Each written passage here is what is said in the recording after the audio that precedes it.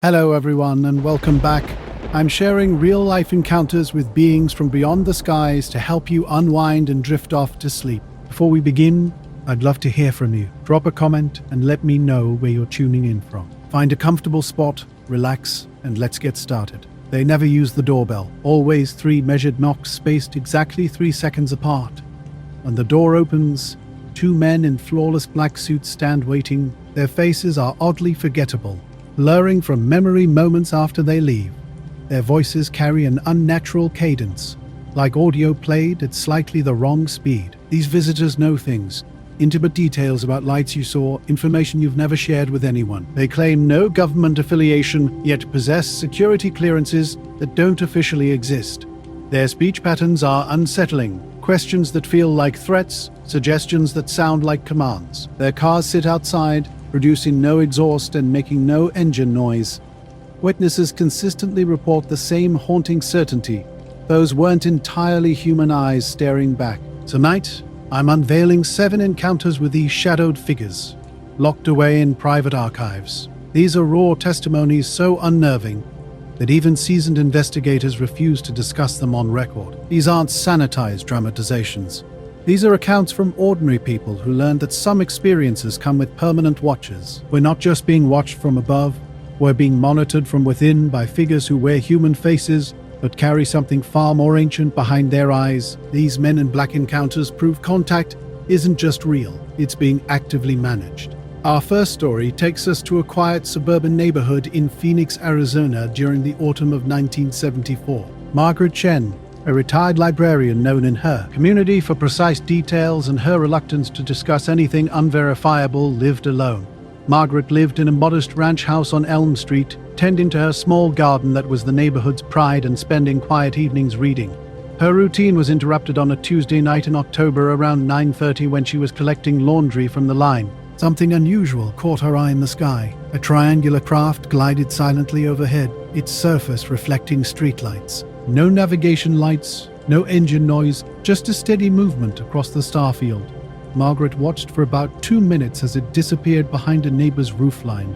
She wasn't prone to imagination but knew what she'd seen didn't match any aircraft manual. Methodically, she noted the time, travel direction, and size relative to familiar landmarks. The next morning at 7:15, a knock disrupted her routine. Through the peephole, she saw 2 men standing on her porch. They were identical in appearance, dark suits, white shirts, narrow black ties, both in their 30s with pale skin and hair combed straight back. Their posture was striking, perfectly upright, hands at sides, facing forward with military precision. When Margaret opened the door, the taller man spoke first. His voice was flat, lacking any regional accent. "Miss Chen, we understand you witnessed something unusual last evening," he said. Her chest tightened. She hadn't told anyone about the sighting, hadn't even written it down. The second man briefly flashed a leather wallet, closing it before she could read anything clearly. "We're investigating reports of unusual aerial activity in this area. May we come in?" Their demeanor unsettled her, not threatening, but unnaturally formal. Yet they appeared to be official investigators, and Margaret had always respected authority. She stepped aside. They entered the stir living room with calculated, measured steps, as if mentally mapping the space. Despite her invitation, neither sat down. Instead, they positioned themselves strategically, one with a clear view of the front window, the other watching toward the back of the house. The questioning began immediately. They were intensely curious about the specifics of her experience, the exact time she'd been outside, her precise location, and the direction she'd been facing. When Margaret described what she'd seen, they listened intently without taking notes, their expressions remaining completely neutral. The taller man probed about the craft's altitude, its speed, and any sounds it might have made. The shorter man delved into her activities before and after the sighting, questioning whether she'd spoken to anyone or taken photographs. Margaret answered honestly, but her unease grew with each question. Something felt off about their approach. How had they known to come to her house? How had they learned about the sighting so quickly when she told no one? Midway through the conversation, a moment occurred that Margaret would never forget. While the taller man was asking about the craft's appearance, he suddenly stopped mid-sentence. Both men tilted their heads slightly, as if listening to something imperceptible to her. They remained frozen for perhaps 10 seconds before simultaneously straightening and turning their attention back to her. "Miss Chen," the shorter man said, "I would be in your best interest to consider this matter closed." Margaret's confusion was evident. "I don't understand." "Closed how?" The taller man's response was direct and unequivocal. "You did not see anything unusual last evening. It wasn't a suggestion, but a statement. Nothing occurred that requires further discussion." A chill ran through Margaret that had nothing to do with the morning temperature. Was she being told to lie about what she'd witnessed? Neither man answered directly. The shorter one stepped closer, and Margaret noticed something unsettling. His skin had an odd waxy quality, and his eyes seemed too bright, as if illuminated from within. "Some observations are best kept private," he said. "We trust you understand." Without another word, both men moved toward the door. Margaret followed, her mind racing with unspoken questions. They stepped onto the porch, turned in perfect synchronization, and walked toward a black sedan parked at the curb, a car Margaret was certain hadn't been there moments earlier. She watched from her doorway as they got in, the taller man behind the wheel, the shorter one in the passenger seat. The car pulled away silently, with no sound of acceleration or tires on the asphalt. It moved down Elm Street at a steady pace before disappearing around the corner, leaving Margaret standing in her doorway, bewildered and unsettled. Margaret Chen spent several minutes processing the unbelievable encounter. The moment felt like something lingering between reality and a dream, but the business card left on her coffee table was concrete proof. She picked up the card inside her house. It was completely blank, both sides white with no text, no logo, no identifying marks whatsoever. That evening, she called her nephew in Tucson, who worked for the Federal Aviation Administration, asking careful questions about aircraft regulations, unusual sightings, and government investigation procedures. Her nephew explained that while various agencies did investigate aerial phenomena, they typically followed established protocols. They would contact witnesses by phone first and always provide proper identification. Margaret never reported her sighting to any official agency. In the weeks that followed, she became hypervigilant, checked the street more carefully before leaving home, noticed cars lingering too long in her neighborhood, and paid close attention to faces that seemed to appear too frequently in routine places like the grocery store or post office. 3 months later, a phone call came. The voice was flat and mechanical, instantly recognizable. "Miss Chen, we trust you've remained discreet about our conversation." Then the line went dead. Margaret Chen lived another 18 years after that October morning, but she never again spent time in her backyard after dark. A sense of wonder about the night sky disappeared, and she never publicly discussed what she'd seen or who had visited her. When her nephew cleaned out her house after her death in 1992, he discovered a manila envelope hidden behind books in her bedroom closet. Inside lay a single sheet of paper with a date, a time, and a brief description of a triangular craft. At the bottom, in Margaret's careful handwriting, were the cryptic words, "I didn't see it, but I did. I did see it, blah blah, notable." A routine morning at the small airstrip outside Hastings was about to become anything but ordinary. Kelman was preparing for a corn dusting run, with the sky clear and visibility perfect, while performing his standard aircraft walk-around, checking fuel levels and control surfaces.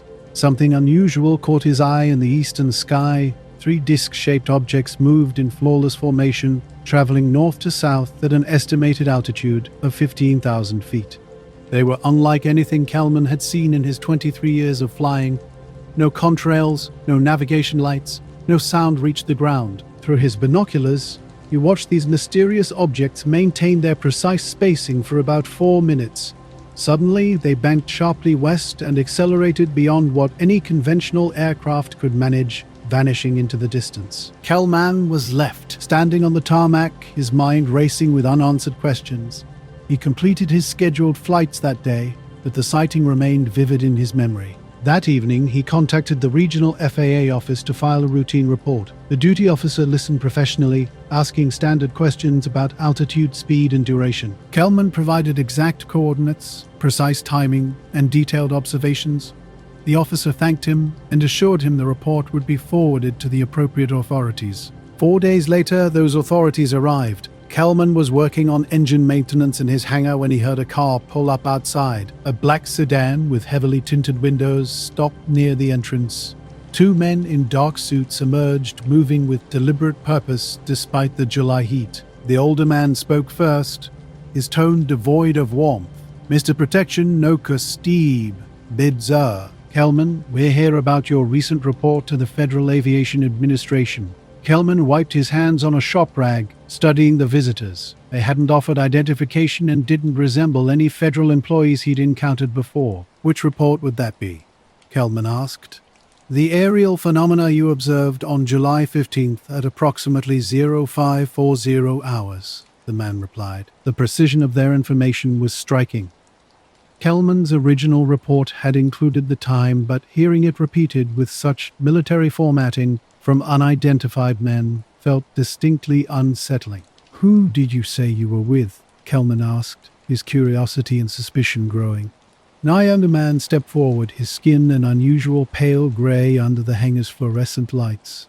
"We represent a joint task force investigating unusual aerial activity," they said. "Your report requires clarification." Kelman walked them through his routine, describing the weather conditions and what had drawn his attention skyward. He pointed out exactly where he'd been standing. They listened without interruption, their expressions fixed and unreadable. After he finished describing the encounter, the older man asked a specific question that made Kelman pause. "Did you photograph or record any portion of this encounter?" Kelman hadn't mentioned cameras in his original report. The question seemed oddly specific. "No, I didn't have a camera with me," Kelman responded. When pressed about recording devices, he affirmed, "I'm sure."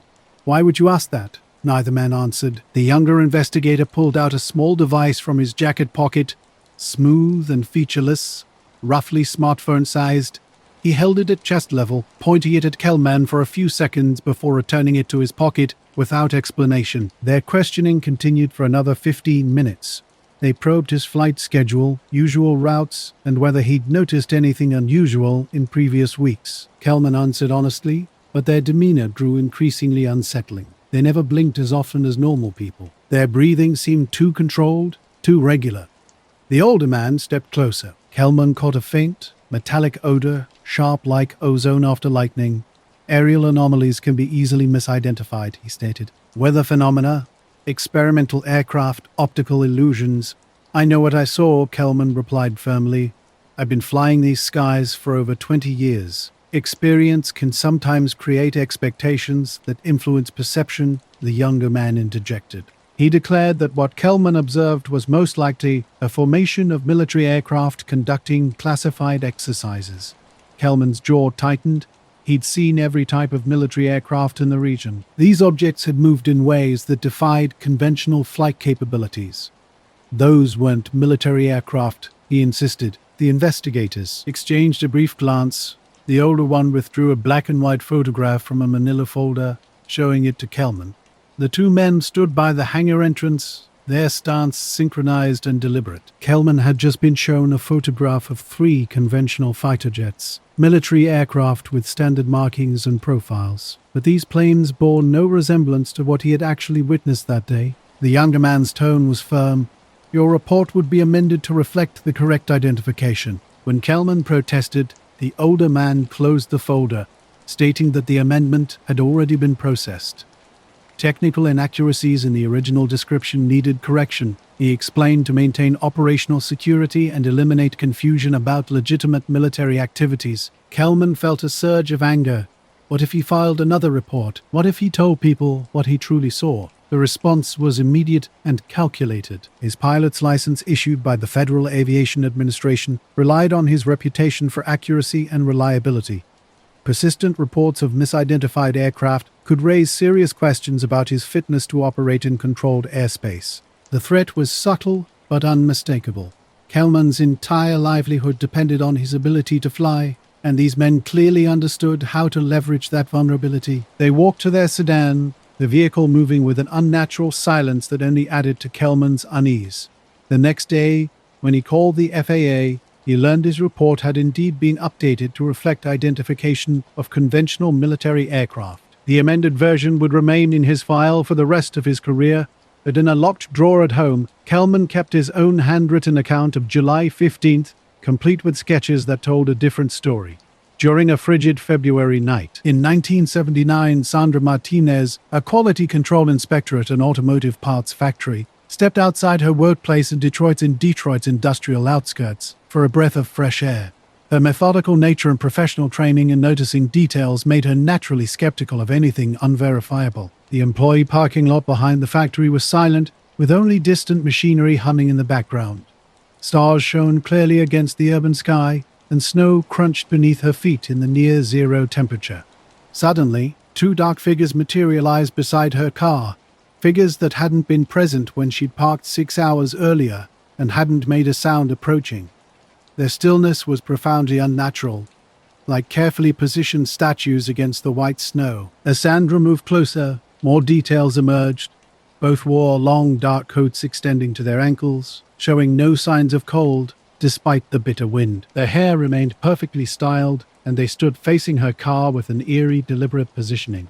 20 feet away, the figures turned toward her with mechanical precision, not a gradual movement, but an instantaneous rotation like repositioned mannequins. The taller figure spoke first, his voice carrying clearly across the cold air without apparent effort. "Miss Martinez, we need to discuss your recent observations." Sandra froze, stunned. She hadn't told anyone about what she'd recently seen. The encounter would later become a textbook example of witness intimidation, where the underlying message was always the same. Your livelihood depends on your cooperation, and cooperation means accepting the official explanation regardless of your actual experience. A light moved strangely above the factory, shifting in ways that seemed impossible before vanishing behind the building. She had initially dismissed it as the result of exhaustion from too many consecutive night shifts. The two men approached her in the parking lot's sodium vapor light. One was shorter, with pale skin stretched tight over sharp features. His eyes reflected light like an animal's, and his lips barely moved when he spoke. Sandra's breath formed clouds in the cold air, while theirs remained invisible. They knew precise details about her experience. 3 nights ago, at approximately 2:15 a.m., she had observed an aerial phenomenon from this location. The accuracy of their information sent a chill through her. She hadn't told anyone about the sighting, not her co-workers, not in writing, nowhere. "You work in quality control," the taller man said. "You understand the importance of accurate identification, of distinguishing between normal variations and genuine anomalies." Sandra nodded slowly, uncertain where the conversation was heading. They claimed what she saw was a normal variation, aircraft lighting affected by atmospheric conditions. But Sandra knew aircraft. She'd lived under Detroit Metro's approach path for 15 years. This was different. The shorter man produced a notepad, citing FAA records. Northwest Flight 447 had passed through the area at 2:17 a.m., approximately 2 minutes after her observation began. The aircraft was conducting a non-standard approach due to weather conditions. Sandra stared at them. She knew the flight patterns over the factory, had watched planes pass overhead countless times during breaks. What she'd seen hadn't followed any normal flight path. It lacked standard navigation lights and didn't produce the constant drone of jet engines typical of commercial aircraft. "That's not what I saw," she insisted. The men exchanged a glance. The taller one opened a manila envelope and showed her a photograph of a commercial airliner. Night enveloped the landscape when Flight 447 appeared, its navigation lights cutting through the darkness. Temperature inversions in the atmosphere created a mirage effect that distorted the aircraft's apparent position and motion. Sandra studied the photograph, then glanced at the two men. Their conversation felt choreographed, as if they'd rehearsed this encounter countless times with other witnesses. The shorter man explained their purpose. "We represent a joint task force that monitors aerial anomaly reports. Our job is to interview witnesses and ensure accurate identification while preventing misinformation." She hadn't reported anything to anyone, yet the taller man suggested reports could be filed without her direct knowledge.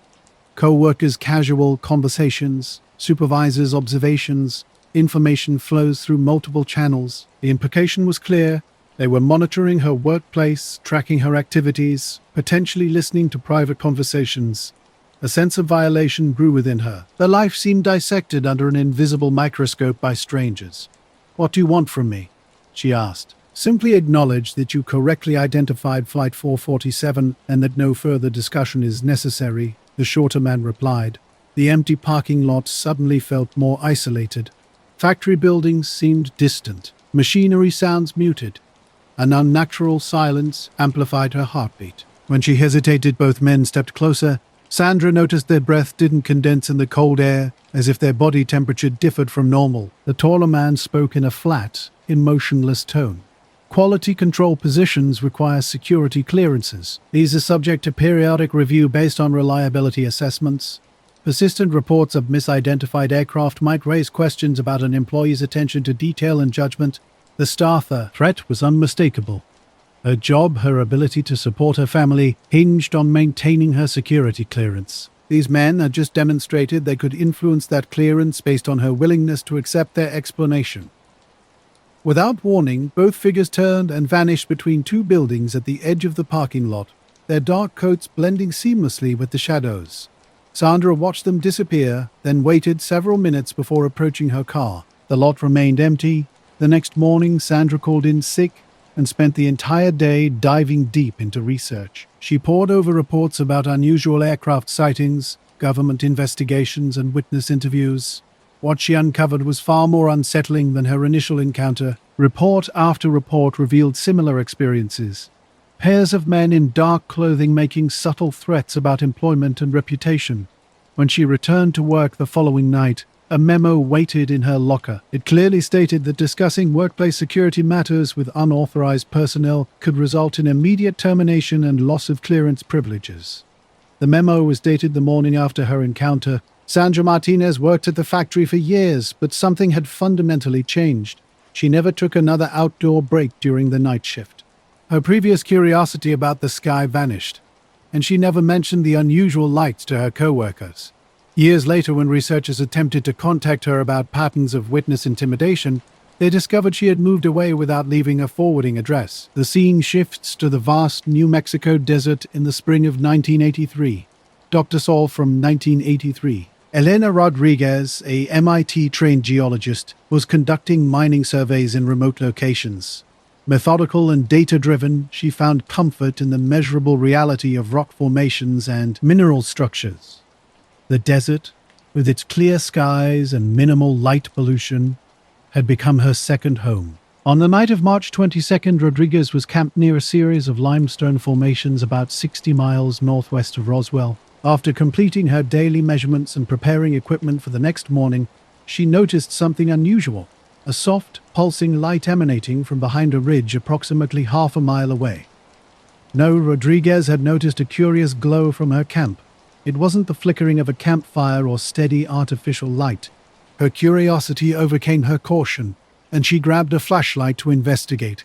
When she crested the ridge, an extraordinary sight challenged everything she knew about the natural world. A smooth, metallic disc sat in a small valley, its surface reflecting starlight with mirror-like precision. The craft was approximately 30 feet in diameter, with no visible seams or mechanical features. For nearly an hour, Rodriguez observed the object meticulously, making detailed mental notes about its appearance and behavior. Occasionally, the surface would pulse with the same soft light she'd initially spotted from her camp. No sound emerged, and no vibration traveled through the ground beneath her feet. After documenting everything possible from her vantage point, Rodriguez returned to her camp and spent the night creating detailed sketches and written observations. The next morning, she hiked back to the valley. The craft had vanished, but clear evidence of its presence remained. The desert sand was compressed in a perfect circle, with small pieces of an unknown metallic substance scattered around the perimeter.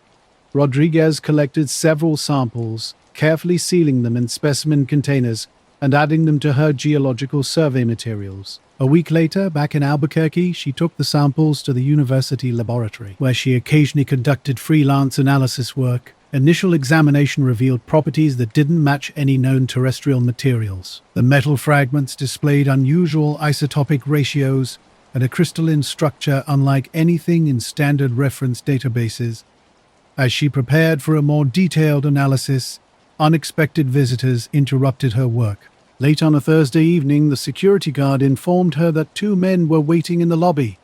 Downstairs, Rodriguez found them standing with an unnaturally perfect stillness. They wore dark suits with narrow lapels, sporting hairstyles decades out of date. Their skin had a waxy quality that became more pronounced under the harsh fluorescent lighting. The older of the two men spoke first, his voice devoid of emotion or inflection. "Dr. Rodriguez, we understand you've been investigating something interesting." Aubrey Rodriguez felt uneasy as two men entered her office, their interest focused on materials she'd collected during recent fieldwork. Her samples were securely locked in the laboratory upstairs, with no one knowing about their unusual characteristics. "I conduct many analyses in my work," she responded carefully. "You'll need to be more specific." As the younger man stepped forward, Rodriguez noticed something strange. His eyes seemed to reflect light in an unnatural way. The men claimed to represent a joint task force investigating unauthorized collection of classified materials. They spoke of metallic fragments gathered from a site approximately 60 miles northwest of Roswell on March 23rd. Their precision was unsettling. The university had no record of her sample collection, and her field reports weren't due to the mining company for another week.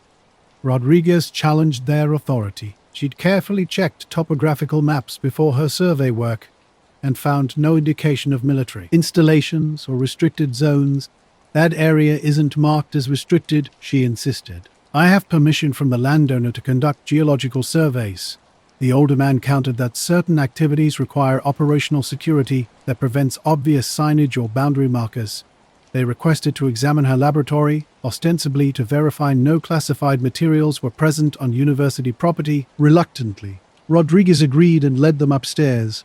Both men moved through the laboratory with an unnerving familiarity, as if they already knew its layout. Reaching her sample storage area, the younger man pointed directly at the container holding the metallic fragments. "These materials need to be transferred to appropriate custody," he stated. Rodriguez felt a surge of professional indignation. These samples represented potentially significant scientific discoveries, and she'd followed all proper protocols for their collection and analysis. "I need to complete my analysis first," she argued, defending her research and her right to investigate these intriguing materials. The interaction left her with more questions than answers, particularly about the mysterious men and their precise knowledge of her work. Two men had appeared in her laboratory with a clear but unspoken message about her professional future. Her geological consulting contracts hung in a delicate balance, dependent on security clearances that could be revoked without explanation. Sharp and artificial, the metallic odor she'd noticed in previous encounters lingered as the older man moved closer. He delivered a subtle yet unmistakable threat. Her income, professional reputation, and access to research facilities were all vulnerable to their recommendations.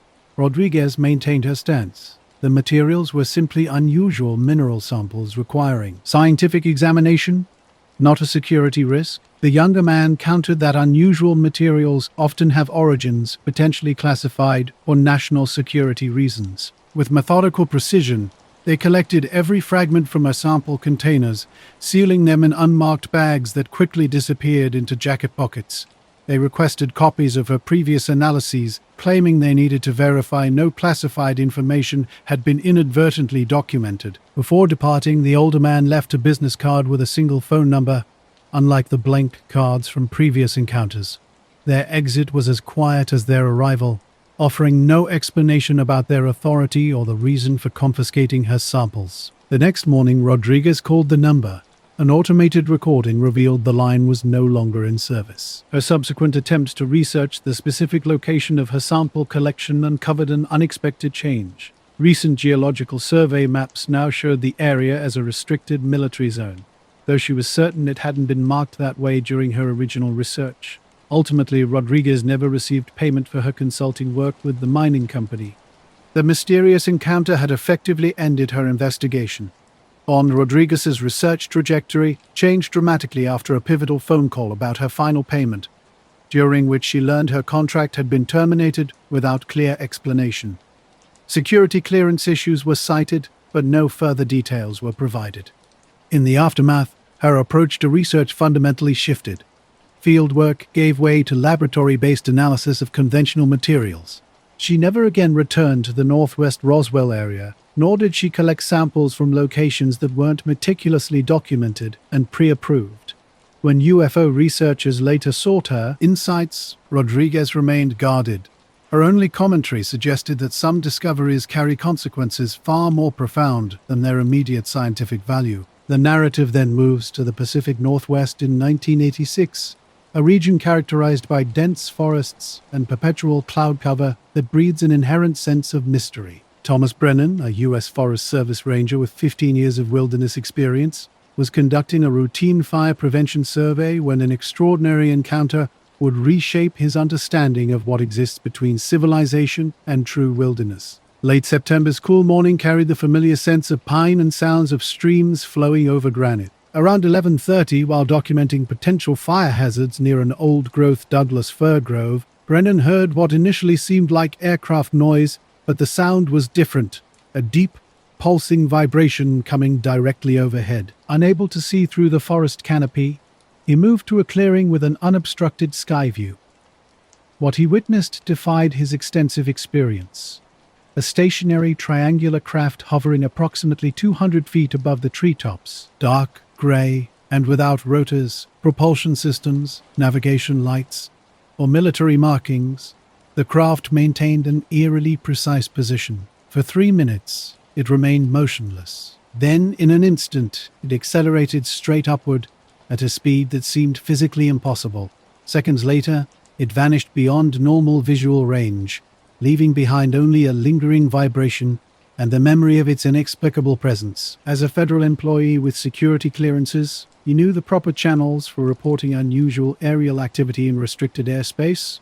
That evening, he meticulously prepared a routine incident report for his supervisor, carefully documenting the craft's appearance and behavior using precise, objective language. 3 days later, the implications of his report became clear. While reviewing trail maintenance schedules at the ranger station, Brennan was unexpectedly visited by 2 men who seemed out of place.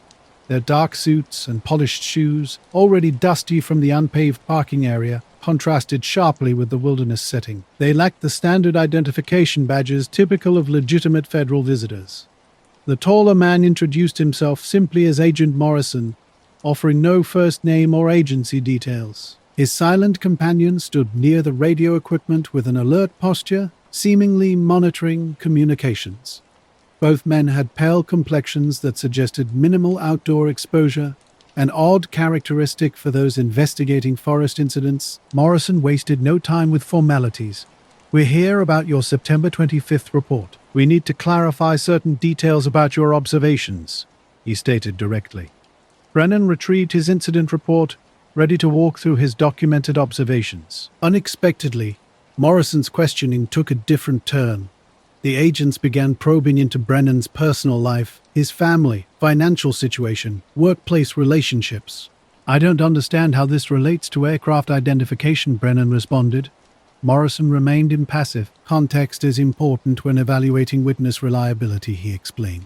For over an hour, they questioned Brennan about his military service, education, recreational activities, and political affiliations. The silent companion occasionally took notes in a small pad, but never spoke. Throughout the interview, both visitors maintained an unnaturally formal demeanor that had unsettled witnesses in previous encounters. When Morrison finally addressed the actual sighting, his approach was anything but straightforward.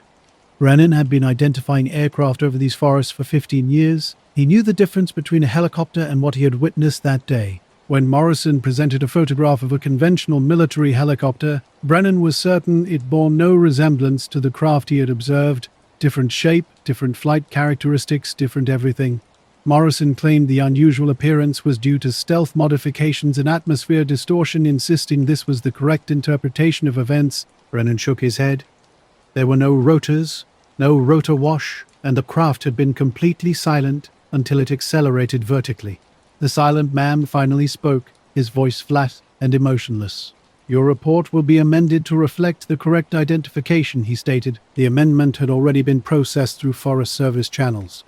Brennan felt a surge of anger. "You can't change my report without my authorization," he protested. Morrison closed his briefcase and stood up, delivering a calculated message. "A corrected version eliminates confusion and maintains operational security," he explained. But the underlying threat was clear. Ranger Brennan's career pension, and ability to work in the profession he had devoted his life to could all be affected by their evaluation of his cooperation. They left without providing contact information or explaining their authority to modify official reports. When Brennan checked with his supervisor the next day, he discovered his original report had indeed been amended. The new version described a routine helicopter sighting with no unusual characteristics. His supervisor claimed the change had come through proper channels and advised Brennan not to question established procedures. The message was unmistakable. Persistent reports of misidentified aircraft might raise questions about an employee's judgment and fitness for wilderness patrol duties. From that moment on, Brennan never filed another UFO report with any agency. 1998, keeping his detailed personal notes about the September sighting without ever sharing them with researchers or investigators. Colleagues had noticed his increasing reservedness and reluctance to discuss unusual observations during wilderness patrols. The systematic approach to silencing credible witnesses was evident in his experience. Official reports were modified without consent, careers were threatened through security clearance reviews, and the persistent message was clear. Cooperation meant accepting whatever explanation was provided regardless of its accuracy. In the bitter winter of 1988, our sixth encounter unfolded in the suburbs of Cleveland, Ohio. Patricia Holey, a night shift nurse, had developed a habit of studying the sky during her early morning commute home. Her professional training as a healthcare worker made her adept at observing details, noticing pattern changes, and documenting abnormalities with scientific precision. On January 14th, while driving home along a familiar route through residential neighborhoods, Patricia noticed lights moving in formation above the houses ahead. Initially, they seemed like aircraft navigation lights, but their behavior quickly proved otherwise. The lights moved in perfect synchronization, stopping and starting instantaneously, changing direction at angles that defied conventional flight physics. Pulling into a shopping center parking lot, Patricia observed more closely. 4 bright lights arranged in a diamond pattern hovered approximately 500 feet above the surrounding homes. No sound reached the ground, no exhaust trails marked their presence, and no conventional aircraft features were visible between the lights. They maintained their formation for nearly 10 minutes before accelerating straight up and disappearing into the pre-dawn darkness. As a healthcare professional, Patricia understood the importance of documentation. She wrote detailed notes immediately after arriving home, including exact times, weather conditions, and precise descriptions of the light's behavior. She sketched the formation pattern and estimated distances using familiar landmarks as reference points. Though she had no intention of reporting the sighting to authorities, her notes became relevant 2 days later when she overheard co-workers discussing similar lights observed from the hospital parking lot. During her night shift, Patricia shared an observation from a recent experience during a break room conversation. She was unaware that this seemingly casual discussion would trigger a sequence of events, revealing the extensive monitoring of witness activities. Less than 2 days later, unexpected visitors arrived who possessed intimate knowledge of details she had not shared with anyone outside the hospital. On a Saturday afternoon, while preparing for her upcoming work week, Patricia answered her apartment door to find 2 individuals who appeared distinctly out of place. Both men carried themselves with military precision, wearing expensive dark suits and speaking with a carefully controlled formality that suggested specialized interview training. The older man introduced himself as Agent Parker, though he offered no official credentials. His companion remained nameless throughout their encounter, functioning as a silent note-taker in a leather-bound pad. Their complexions were strikingly pale, almost translucent under the apartment's lighting.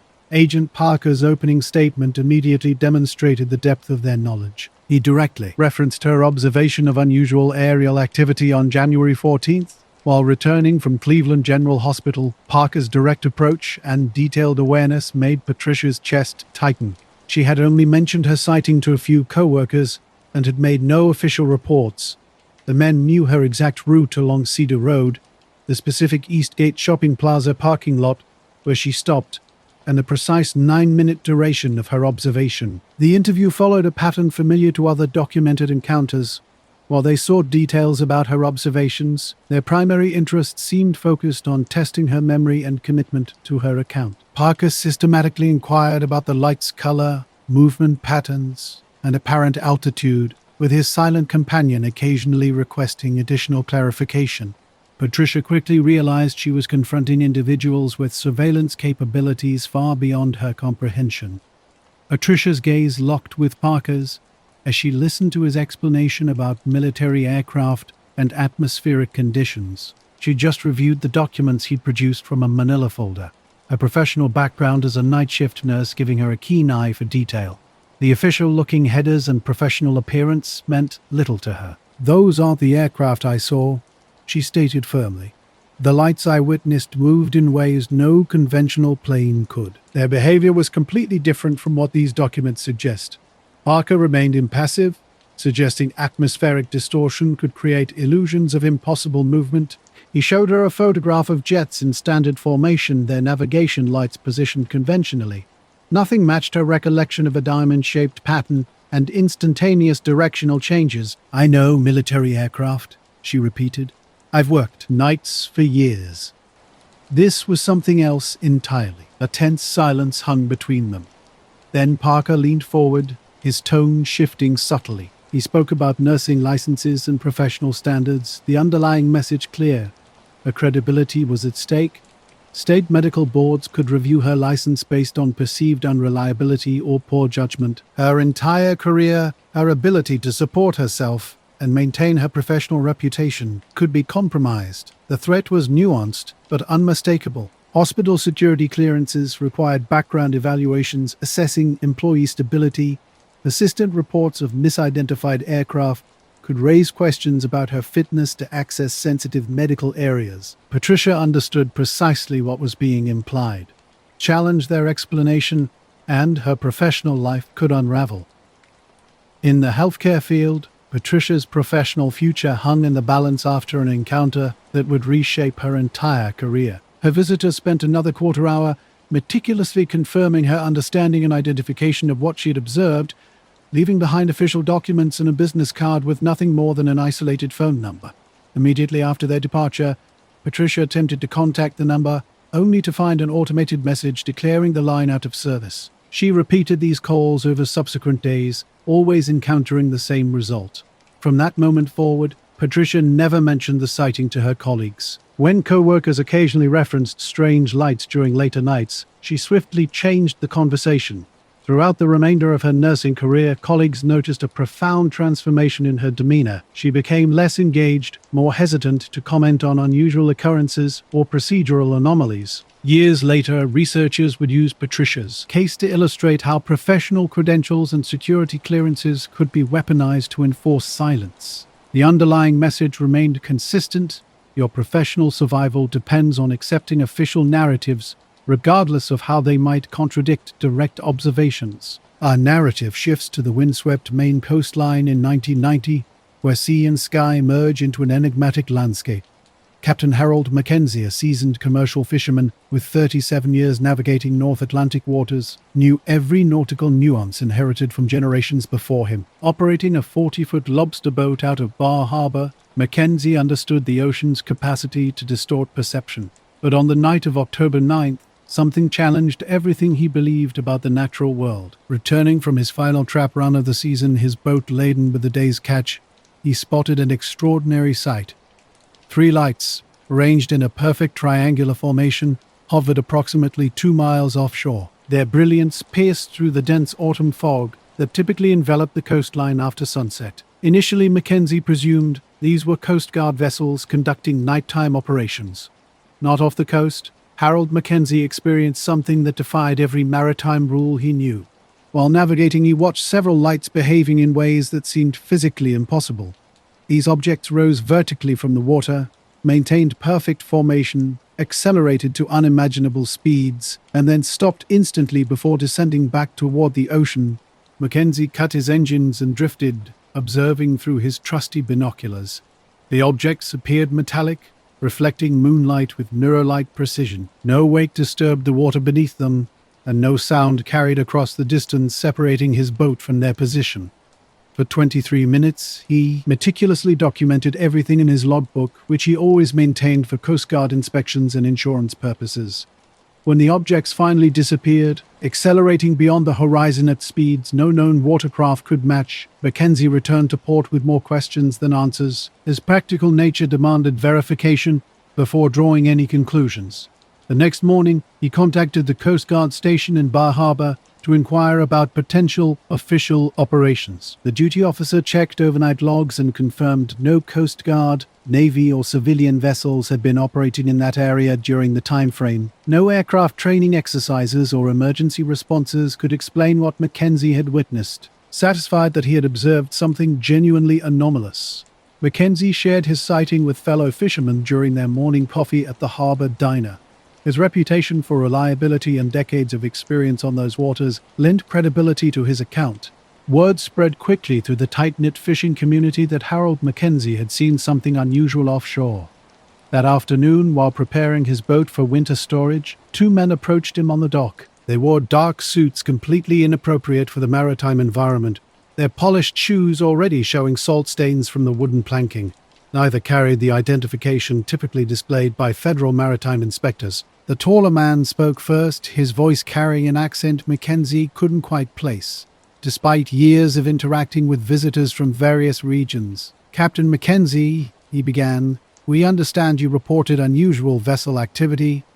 A report of last night's event still haunted Mackenzie as he paused from his equipment maintenance. The two visitors stood before him, their formal attire and careful speech clearly marking them as government representatives. Their questions focused intensely on his marriage. The shorter man, pale-skinned against the weathered faces typical of harbor workers, explained they investigate maritime incidents that might pose navigation hazards or security concerns. They demanded precise details about his route, fishing locations, and exact coordinates of the lights he'd observed. Mackenzie responded methodically, pulling out his charts and logbook to show his bearing readings and precise positions. Both men listened intently, their expressions unchanging as he described what he'd witnessed. The taller agent then produced a folder containing what he claimed were Coast Guard incident reports. According to the documents, a naval submarine had been conducting training exercises in the area. Its periscope and communications were masked, supposedly creating unusual light patterns when viewed from a distance. Mackenzie examined the paperwork, noting its official appearance in technical language. But something felt wrong. His decades of maritime experience told him this explanation didn't add up. "Submarines don't operate on the surface in triangular formations," he stated firmly. "They don't hover motionless above water. They don't accelerate vertically into the sky. I've been fishing these waters since I was 12 years old. I know what I saw." The shorter man produced photographs of a submarine's conning tower breaking the surface during night operations. He explained how vessel lights reflecting off water could create patterns easily misidentified by distant observers. Atmospheric conditions, fog, and light reflection could generate optical illusions, he argued. Mackenzie studied the photographs, comparing them to his vivid memory of the previous night's events, yet the submarine's profile bore no resemblance to the metallic objects he'd witnessed. Offshore, Mackenzie had witnessed something unusual. His observations didn't match any standard watercraft he knew. The objects were triangular and moved vertically in ways that defied typical maritime patterns. Two men arrived at his location, their formal attire standing out starkly against the casual harbor environment. Their coordinated movements suggested a rehearsed interaction.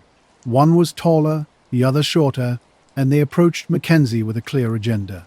The conversation quickly turned to professional consequences.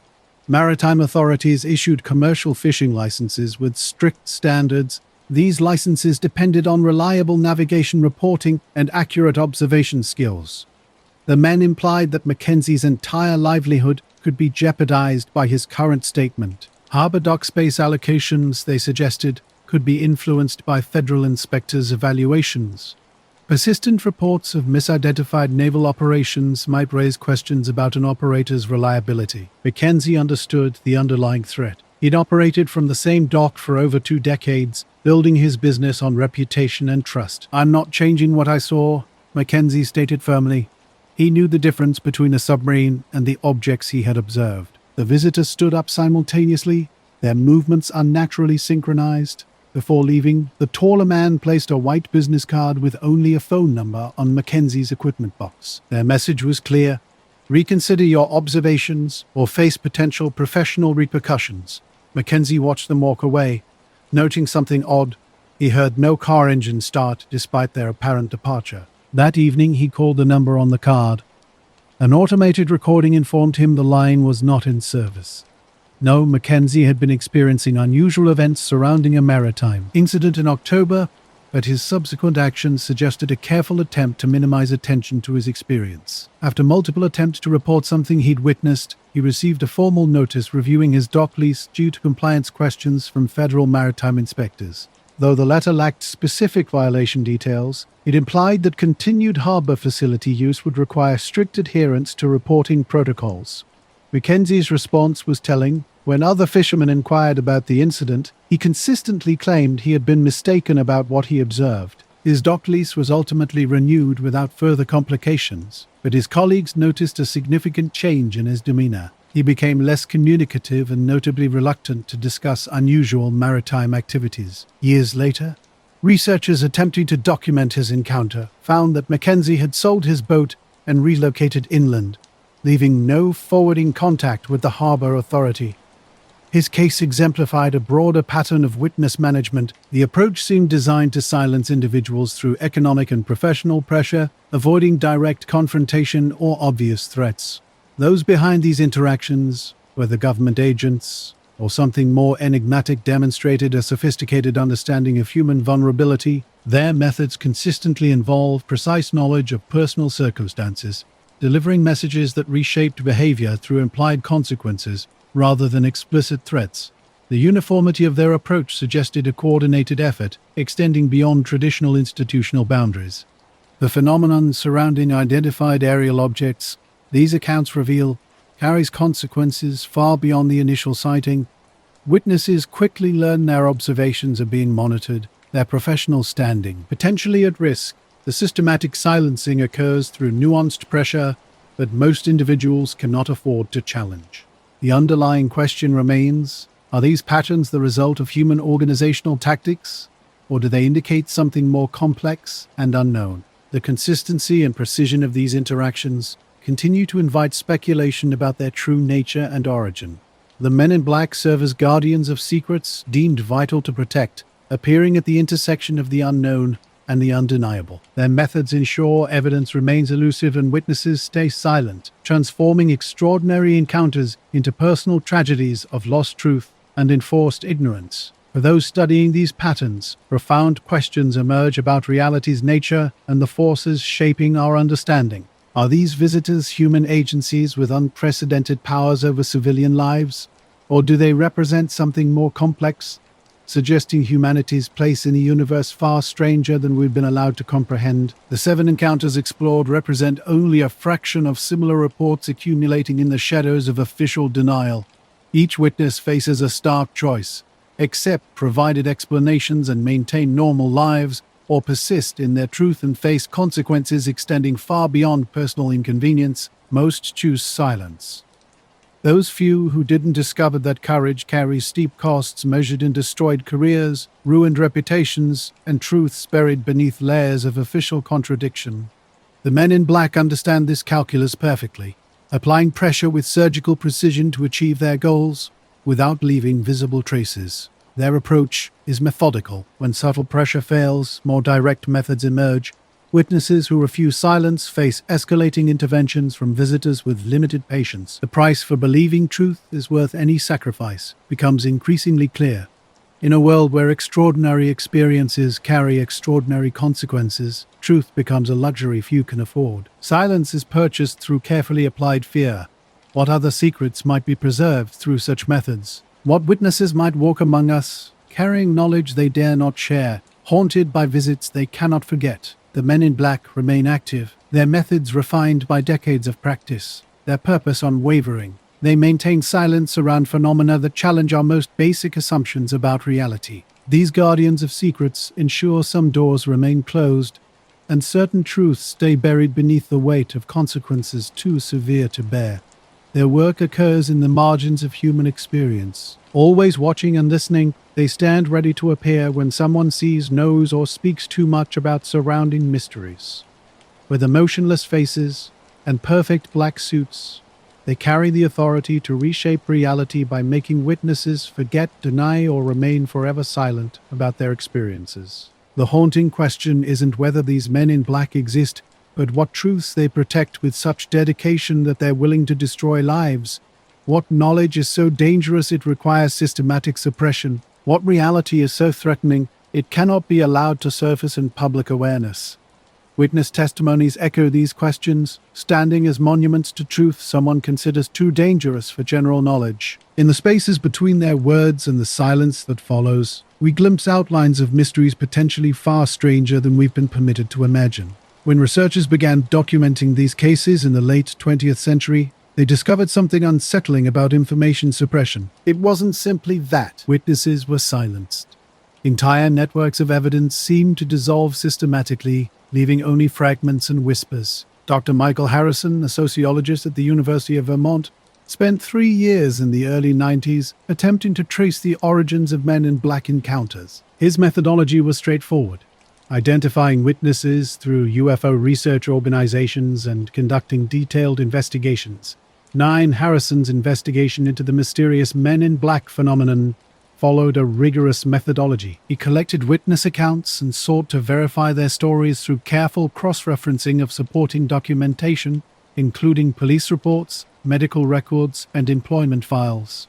The patterns he uncovered defied rational explanation. Crucial documents consistently vanished from archives that otherwise maintained meticulous records. Police reports describing unusual visitor encounters would inexplicably disappear from otherwise complete monthly files. Hospital employment records for witnesses reporting workplace intimidation showed precise work history gaps matching claimed surveillance periods. Most unsettling were the statistical anomalies in death and relocation data. Witnesses who spoke openly about their encounters demonstrated strikingly unusual life trajectories, sudden relocations, unexpected career changes, and premature deaths from seemingly natural causes. Heart attacks in healthy individuals, car accidents on familiar roads during clear weather, house fires in homes with modern electrical systems became a recurring theme. Harrison's research came to an abrupt end when his university office was burglarized. Notably, the thieves ignored valuable computer equipment and other research materials, taking only files related to his men in black investigation. The circumstances were peculiar. Security cameras malfunctioned that night, and electronic access logs showed no unauthorized entries during the theft period. 2 days after the burglary, visitors arrived at his home. They matched the pattern documented in hundreds of previous cases: dark suits, pale complexions, formal speech, and an intimate knowledge of his research activities. Their approach was indirect but clear. They explained that his investigation had entered sensitive national security territory and suggested his continued research might impact his tenure review. Harrison immediately abandoned his research. When colleagues inquired about his sudden change in focus, he claimed the topic lacked academic merit. His half-completed manuscript vanished from his files, and he never publicly discussed his findings again. This pattern of institutional suppression extended beyond his personal experience into broader media coverage.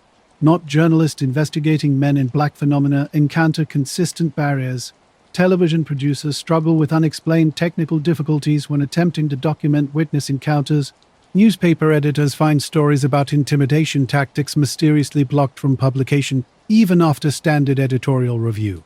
This systematic suppression creates an information vacuum perfectly suited to those behind these encounters. Without institutional support, media coverage, or academic research, the phenomenon remains confined to conspiracy theories and science fiction. Witnesses are left isolated, risking their credibility and livelihood if they share their experiences. The control mechanisms penetrate deeper into information infrastructure. Librarians at major research institutions report strange patterns in their collections related to UFO and anomalous phenomena research. Books vanish from shelves, and digital databases experience selective data corruption targeting specific materials.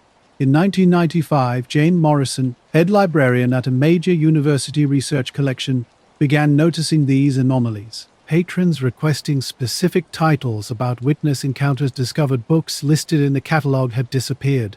When Morrison investigated, she found items being checked out using library cards belonging to people who had never visited the facility. The pattern intensified as Morrison documented the disappearances. Each week brought new missing materials, consistently focused on a narrow range of topics: government secrecy, witness intimidation, unexplained aerial phenomena, and accounts of official harassment. Other conspiracy-related materials remained untouched, suggesting a targeted information suppression rather than broad censorship. Morrison's investigation concluded abruptly when two men claiming to represent a federal task force approached her. They explained that certain academic collection materials contained inadvertently released classified information.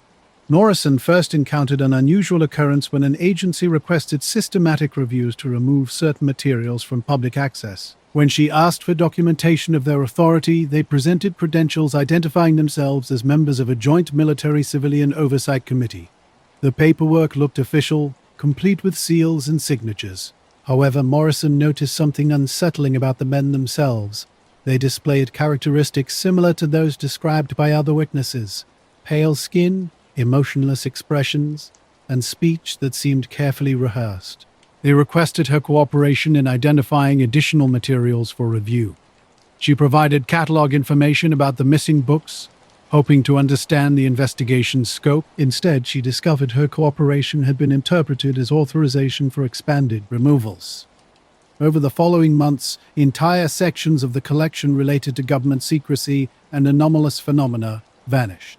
When Morrison attempted to contact the Oversight Committee, she found the phone numbers on their credentials were not in service. Her inquiries to federal agencies about the committee's existence yielded no information. The books were gone. Her records of their removal had been altered in the library's computer system, leaving her with no way to prove what had happened. Morrison never spoke publicly about the systematic removal of materials from her collection. Researchers who later contacted her about patterns of information suppression discovered she had taken early retirement and moved to an unreachable location. These institutional patterns of control operate on multiple levels simultaneously. Witnesses face personal intimidation that silences their accounts. Researchers encounter professional obstacles that halt investigation. Media organizations struggle with technical and legal difficulties that prevent coverage. Libraries and archives lose materials that might support documentation. The result is a systematic erasure of evidence that appears almost natural. The suppression network's sophistication suggests coordination at levels far beyond what individual agencies or departments could achieve through normal bureaucratic channels. The visitors who appear to witnesses embody this complex system of information control. Doors are merely the visible part of a system that reaches deep into institutions where information might be preserved, studied, or shared. The power structures behind the system raise profound questions. Within human organizations and government frameworks, what authority enables the manipulation of academic research, media narratives, and institutional records across multiple jurisdictions? If these entities represent something beyond conventional understanding, what does their integration into information systems suggest about their true influence? The truth remains concealed behind walls of institutional silence and personal fear. Yet the underlying patterns reveal something significant. An intricate infrastructure has been constructed to ensure public ignorance regarding unidentified aerial objects and witness encounters. This system operates through strategic pressure points in the information ecosystem. Witnesses are silenced through personal intimidation. Research is blocked by professional barriers. Media coverage is prevented through technical interference. Documentary evidence is systematically collected and removed. The result is a reality where extraordinary experiences become impossible to verify or discuss within legitimate institutional frameworks. The effectiveness of this approach can be measured by the stark contrast between reported encounters and the level of serious institutional attention they receive. Thousands of witnesses describe similar experiences with mysterious visitors. However, no major academic institution conducts research into the phenomenon. Hundreds of cases involve apparent violations of civil rights and federal law, yet no law enforcement agency investigates the patterns. Numerous journalists have encountered obstacles while investigating these stories. No media organization has examined the systematic nature of information suppression. This gap between evidence and attention is deliberate. It represents a carefully maintained boundary between public knowledge and protected truth. These guardians, often referred to as the Men in Black, regardless of their nature or origin, ensure that certain categories of human experience remain marginalized, discredited, and ignored. Their methods have been refined over decades of practice, evolving to maintain control over narrative and perception. Not witnesses learn too late that certain observations carry consequences far beyond personal inconvenience. The system of suppression works not just through direct intervention, but through the psychological impact of potential consequences. Those who might investigate unusual phenomena face a climate of fear carefully constructed by mysterious visitors. These entities have developed sophisticated techniques for identifying vulnerable individuals, applying pressure through institutional channels, and maintaining silence without leaving evidence of coercion. People instinctively self-censor, avoiding questions about unusual aerial phenomena or official explanations. This preemptive silence becomes the most effective component of the entire suppression mechanism. When individuals police their own curiosity, the visitors achieve their goals without direct intervention. The encounters shared by brave witnesses represent only a fraction of potential experiences. For every person willing to speak, countless others choose silence to protect their families, careers, and personal safety. The unspoken question lingers. How many potential witnesses decided the truth wasn't worth the potential price? Researchers, journalists, and investigators understand the risks inherent in pursuing forbidden knowledge. Their careers could be affected, professional obstacles might emerge, and the threat of visitors appearing at their door serves as a powerful deterrent. The Men in Black achieve control through reputation as much as through action. The stories themselves become tools of control, establishing boundaries around acceptable curiosity. Fear of consequences becomes more powerful than the consequences themselves, creating a self-regulating system where the threat of intervention is often more effective than actual enforcement. These 7 documented cases reveal only a glimpse of a broader suppression strategy that transforms potential observers into willing participants in their own silence.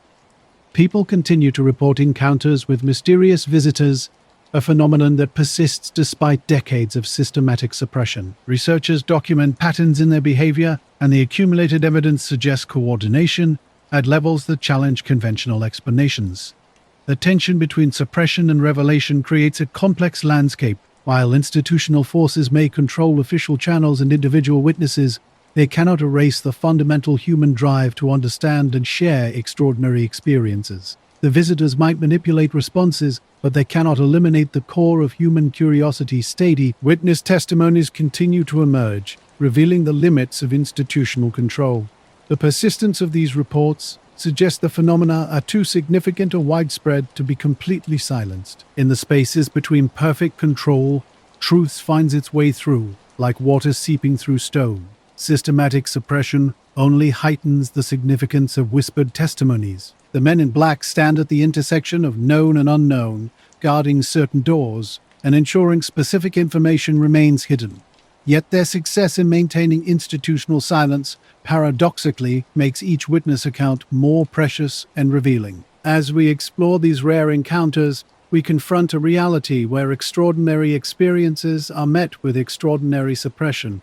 Knowledge becomes a luxury few can afford, with a price that many are unwilling to pay. The patterns continue to suggest mysteries that someone considers too dangerous for general understanding.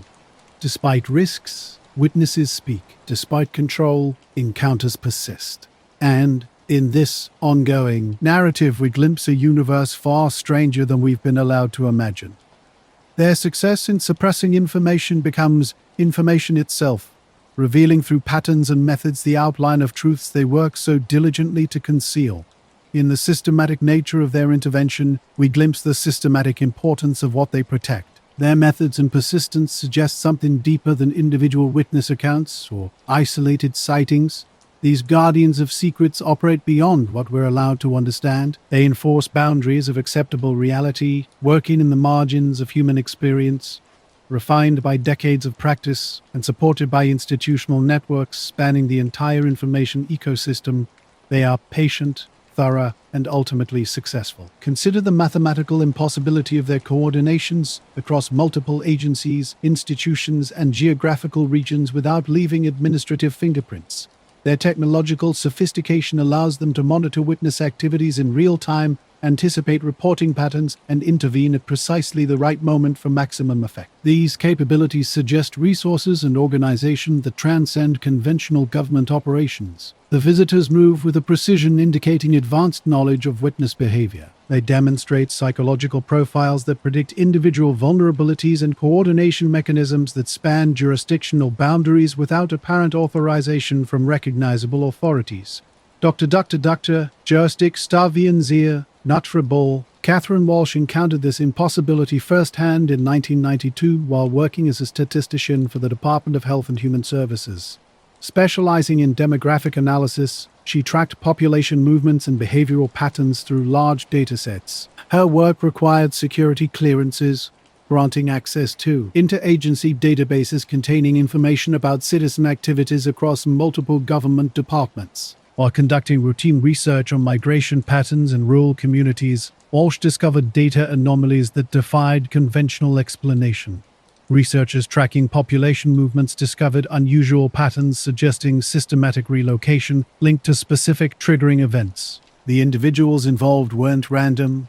They were witnesses, journalists, researchers, and professionals whose work intersected with unexplained aerial phenomena. Military installations, aerospace facilities, and research centers showed geographic clustering of these relocated individuals. Their movements weren't typical career shifts or family decisions, but responses to simultaneous pressures across multiple life domains. Professional licensing challenges, employment terminations, lease non-renewals, and security clearance reviews seemed coordinated with precision. Dr. Walsh, with her expertise in pattern recognition, immediately identified these anomalies as evidence of deliberate intervention rather than natural population shifts. No single agency could seemingly orchestrate such comprehensive life disruption across jurisdictional boundaries. Yet the pattern suggested exactly that level of coordination. Investigating through interagency databases, Walsh examined records from Social Security Administration, Internal Revenue Service, Federal Bureau of Investigation, and Department of Defense. Each system contained fragments of a larger pattern, but no single agency demonstrated overall coordination. More concerning were the electronic record gaps, key documentation mysteriously absent from archives that normally maintained comprehensive records. Database queries about specific individuals with notable relocation patterns returned incomplete results. System administrators attributed missing data to routine information purges, but the timing and selectivity of these purges followed no standard archival protocol. Walsh documented her findings in a preliminary report for her supervisor, outlining statistical anomalies, describing coordination patterns, and recommending expanded investigation to identify the administrative mechanisms behind these interventions. On a Tuesday morning in November, 2 women arrived at Walsh's office unannounced, wearing the dark suits emblematic of official visits to witnesses and researchers. Their credentials identified them as representatives from an interagency oversight committee tasked with reviewing statistical research that might inadvertently reveal classified operational patterns. Walsh recognized the conversation's protocol from hundreds of previous witness accounts. Their questioning was polite yet firm, focusing on her research methods and requesting documentation copies. They highlighted potential national security implications of statistical analysis that could expose operational patterns. Their inquiries were comprehensive and deeply personal. They asked about her family, career aspirations, financial obligations, and professional relationships. Most striking was their extensive knowledge of her research, which clearly extended far beyond her preliminary report. They demonstrated awareness of database queries conducted months earlier, informal discussions with colleagues about her findings, and even personal notes kept in her home office. The depth of their surveillance suggested monitoring capabilities that operated independently of her government employment. The meeting's conclusion was straightforward. Walsh should redirect her research toward topics less likely to intersect with operational security concerns. They explained that statistical analysis could potentially compromise ongoing investigations or endanger personnel in sensitive areas. Her cooperation would be favorably noted in her personnel file and considered during future career advancement opportunities. Subsequently, Walsh never submitted additional reports about demographic anomalies related to witness relocation. Her research focus shifted to conventional population studies that posed no challenges to official explanations of citizen behavior. When colleagues inquired about her preliminary findings, she dismissed the patterns as statistical artifacts rather than evidence of systematic intervention. Underlying her experience was a crucial insight into the infrastructure supporting visitor activities. The coordination she had initially documented through statistical analysis required access to databases across multiple agencies and real-time monitoring capabilities. The visitors' capabilities represented a profound challenge to existing governmental and institutional frameworks. Their interventions could simultaneously impact critical societal systems like employment, housing, healthcare, and financial structures. These capabilities far surpassed any known agency's resources, suggesting two potential scenarios: an unprecedented level of interagency cooperation operating outside standard bureaucratic channels, or access to systems and authorities that completely transcended conventional governmental structures. The implications extended well beyond simple questions of visitor identity. At their core, these encounters raised fundamental issues about citizen privacy and institutional authority in contemporary society. The technological sophistication evident in visitor activities made these concerns even more urgent. Witnesses consistently reported encounters with individuals possessing impossible knowledge, details about private conversations, personal relationships, and intimate life information that could not be obtained through traditional surveillance methods. What constraints might limit the use of such monitoring capabilities? 7 specific encounters illuminated this methodical architecture of silence. Each case: Margaret Chen's triangular craft, Robert Kellman's formation flight, Sandra Martinez's impossible lights, Dr. Marquetez's impossible lights. Rodriguez's desert discovery, Thomas Brennan's forest triangle, Patricia Hollay's diamond formation, and Captain Mackenzie's oceanic display shared striking similarities. A pattern emerged from these encounters: dark suits that never wrinkle, pale faces seemingly not quite alive, voices carrying unidentified authority. These visitors arrive within hours or days of unreported sightings, demonstrating awareness that transcended conventional information gathering. Their consistent message across decades and distances remained unchanged. What you saw was something else. They spoke with remarkable precision about personal moments, family members, and professional vulnerabilities, revealing an integration into human information systems that raised profound questions about the extent of their influence. What happened to you has a deeper explanation. Your memory will be suppressed. Accept their narrative. Protect what matters. Your professional standing is at stake. Your reputation hangs in the balance. They want you to believe this was a choice, but the ripple effects of resistance extend far beyond a simple refusal. In their methodical approach lies a hidden significance. Their systematic response betrays the critical nature of what they're concealing. The intricate methods they employ reveal the complexity of what they're guarding. These 7 accounts are fragments of thousands more, whispered conversations, fading recollections from those who discovered that some truths come with consequences too steep for most to bear. Yet they represent something beyond the visitor's control. There's an inherent human drive to witness, to remember, to challenge the boundaries of known reality. The enforcers might silence individual voices, but they cannot erase the fundamental experiences that shape human understanding. In the cracks of their perfect control, truth seeps through like starlight, piercing absolute darkness. These encounters continue. Witnesses keep emerging. Someone, somewhere, is always weighing these mysteries against the risks of revelation. Dreams drift through our minds like whispers of possibility, touching realms humanity struggles to fully comprehend. They weave stories beyond our waking understanding, dancing between reality and imagination. Some dreams feel so profound they seem to slip through invisible boundaries, revealing fragments of experiences we can barely grasp. These nocturnal journeys carry secrets and emotions that linger long after we've awakened. Sweet dreams, they connect us to something larger, something mysterious and untouchable. And remember, certain thresholds of experience, once crossed, can never be completely sealed or forgotten.